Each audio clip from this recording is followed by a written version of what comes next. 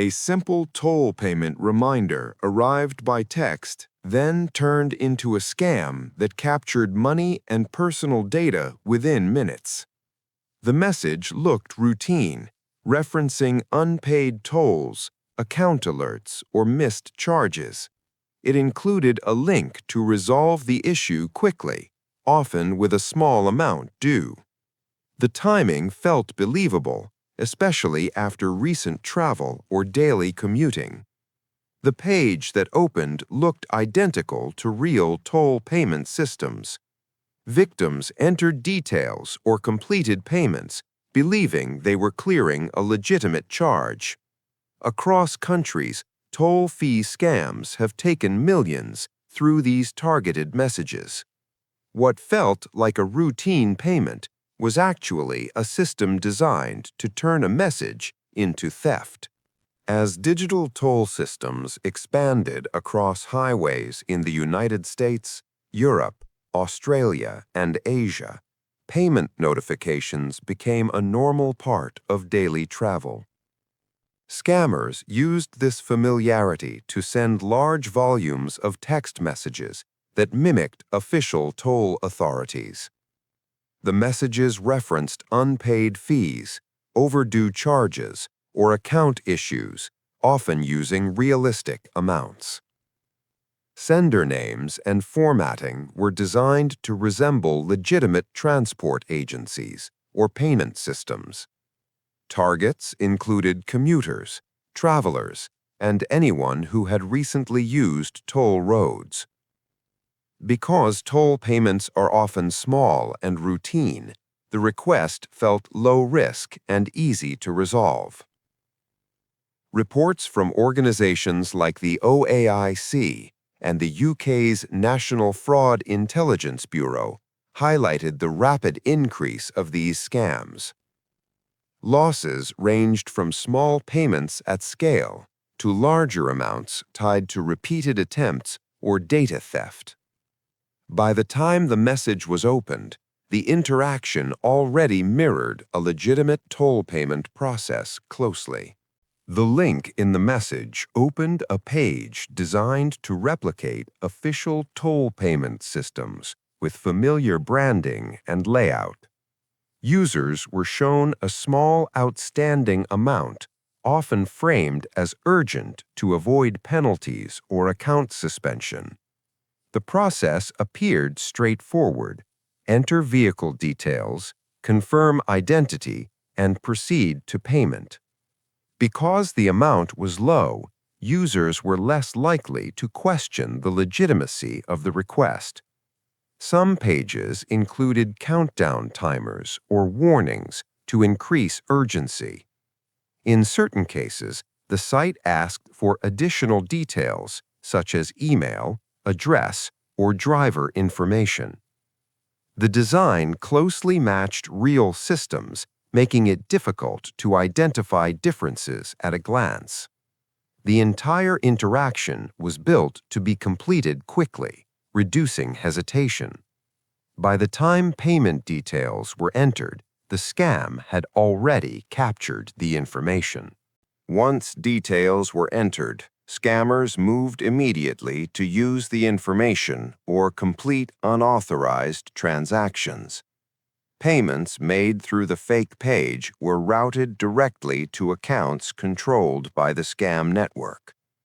In some cases, card details were captured and used for additional transactions beyond the original amount. Victims often received a confirmation message or receipt, reinforcing the belief that the toll had been paid. Because the initial amount was small, the activity did not always trigger immediate suspicion.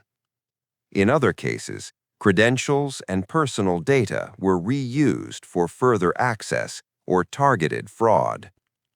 Investigations later showed that many of these sites were active only for short periods before being replaced.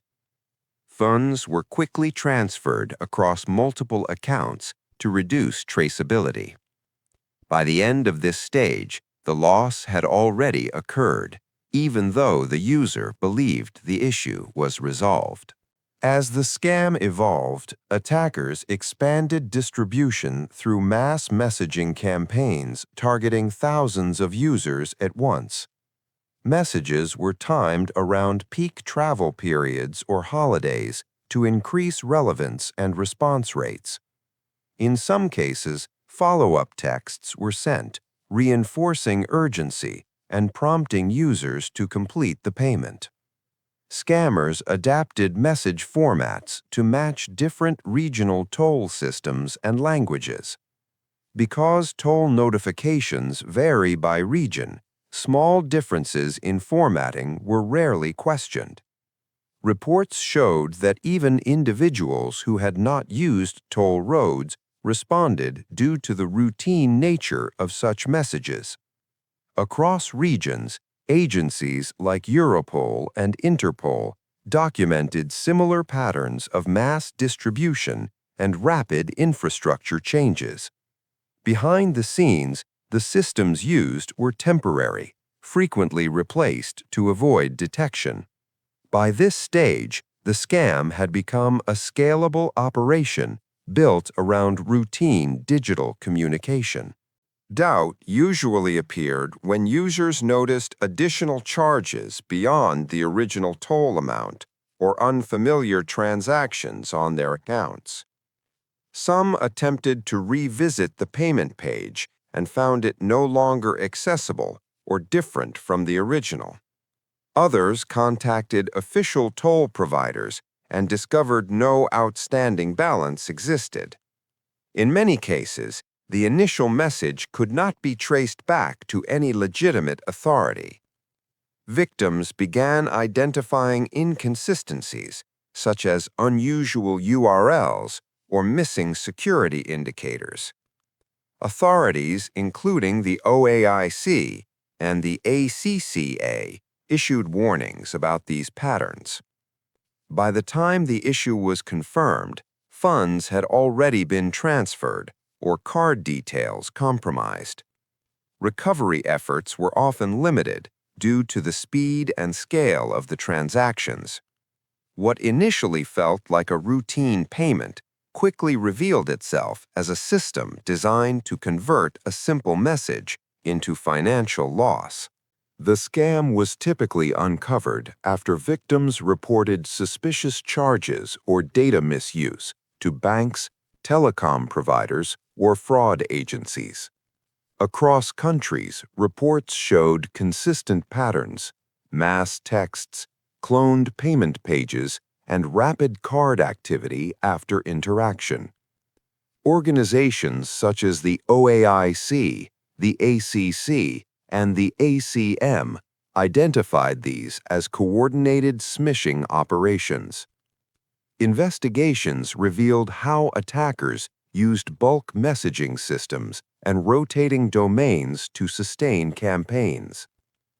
Digital analysis showed infrastructure designed for short lifespans, with pages replaced frequently. Financial tracking indicated that payments were routed through layered accounts and quickly dispersed. Telecom providers introduced filtering and blocking measures to reduce message delivery. Despite these efforts, new variations continued to appear, adapting to different toll systems and regions. What appeared to be isolated messages was ultimately identified as a structured system exploiting routine payment behavior. What made this scam effective was how closely it matched a routine, low-value payment that people expected to see. Users were not taking risks. They were completing what felt like a normal task tied to daily travel. The system relied on familiarity, small amounts, official tone, and quick resolution. Because the interaction was simple, it was completed without deeper verification.